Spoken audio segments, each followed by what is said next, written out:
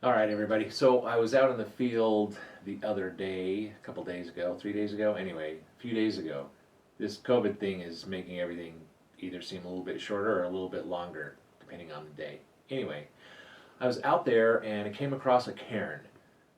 Just for those of you who don't know what a cairn is, sounds very Scottish. Cairn, because it's a Scottish word that means pile of stones.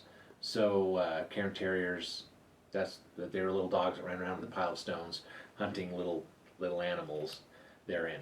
So that's what a cairn is. And I talked about in the video, which is going to be connected to this one, a little bit about cairns and one specifically out there. Um, I talked about how uh, cairns are waypoints or signals for people to get from one place to another.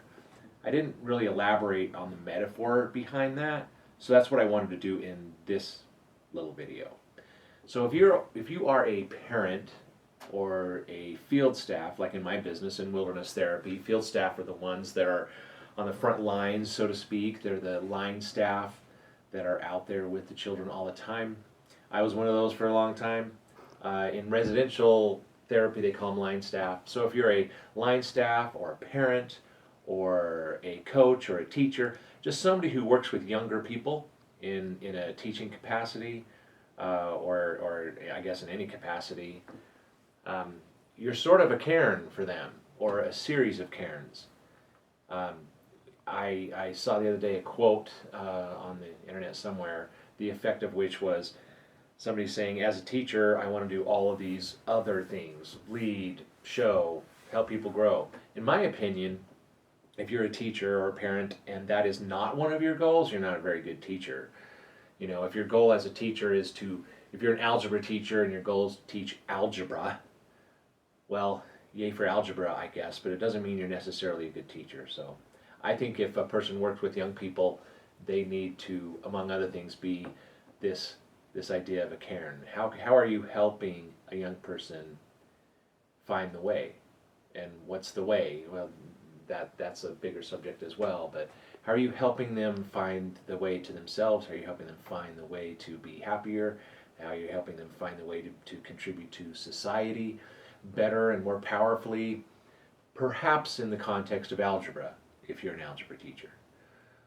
And in the same way, you know, as a parent, are you helping these kiddos just function in life, or to the degree that you have been able to find the way in life, have you been able to be set up cairns for them? Now, by the way, setting up cairns for a young person doesn't mean you're helping them walk or you're carrying them on your back or you are making it so easy that they just have no, they don't have to put in any effort themselves. Now, that's not what I'm saying, of course, but it is pointing the way, giving an example. So anyway, I talked about that on this video and with this cairn that I found out there in the middle of nowhere. And then I also I made a little thing out of a stick that you might be interested to see as well. And I can talk about that later as well. So anyway, there you go. I hope you like this little clip out in the wilderness, and we will see you later. So, out here in the windy field visiting some groups. Still got a couple more to see.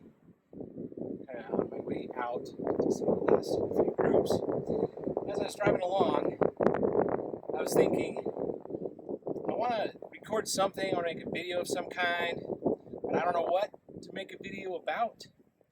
So I was thinking, I hope something just kind of shows itself that I might be able to talk about. So right down there, actually, on the dirt road is where I was thinking this, driving along, and I looked to my left and I saw that thing, a little tower of rocks right there. Who did that? My first thought. I can't really tell who did it. It could be from the era of Native Americans. I don't know. I sort of don't think so. It seems like it was more recent than that. It could be. It could be cowboys or sheep herders or something from the last 100 years or so that put that pile of rocks there. I don't know. It's in a very weird place. Cairns are built, made in different places all over the world of different types. That's what that's called. It's a pile of stones, a cairn. That's where the cairn terriers get their name. They're little dogs that run around in the rocks, in the piles of stones, cairn terrier. So that's a cairn. It's a signal, it's a waypoint of some kind. And somebody made that stack of rocks. It's not in the sort of place that you would make a stack of rocks, though, so I don't have a very good explanation of it. But this came across my mind. People like to leave marks. People like to leave a mark.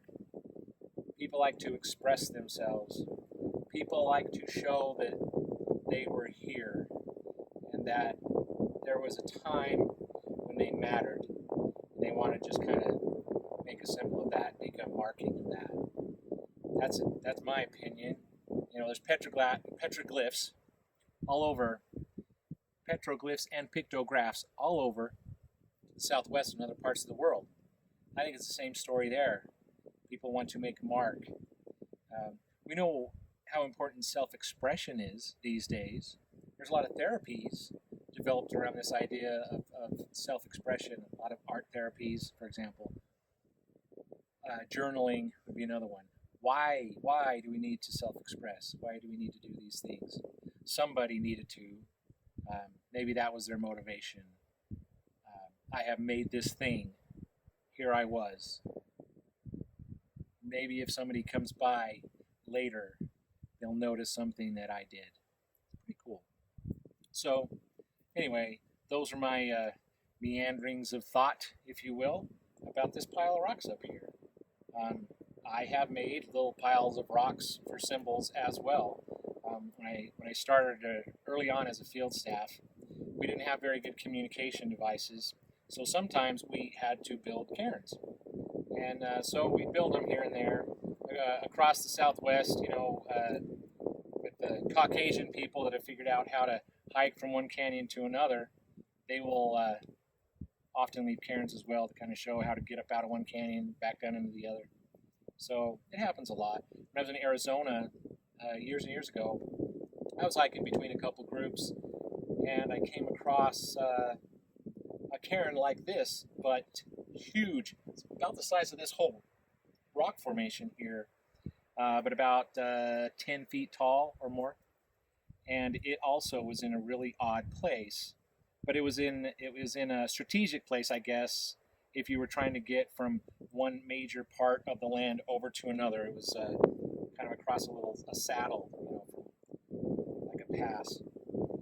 And I remember stopping and looking at that and checking it out. It was probably about 8 feet in diameter, 12 feet high, and it for sure was older than maybe the cowboy era, for sure. Like the moss and different things about it was really indicative of being really old. And it had big rocks, and it was built really, really well. A little bit, this one's kind of rickety by comparison, but anyway, it was very clear that somebody wanted to make a permanent marker. And maybe in that case, it was about not just self-expression, but helping somebody get from where they are to where they're going, perhaps with more confidence, perhaps with not being, not being afraid to go in a particular direction, because here's a sign, you're good, you can keep going. So it's pretty cool. Self-expression, pointing the way, helping somebody feel less anxious about their journey. These sorts of things happen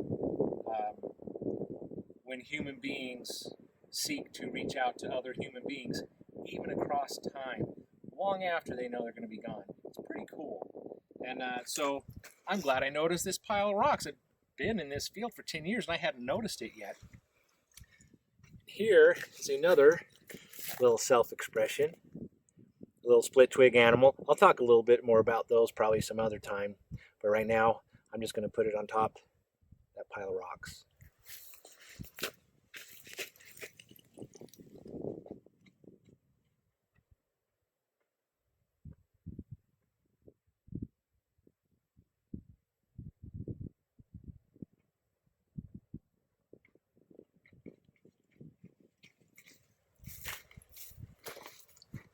So I've added to the story.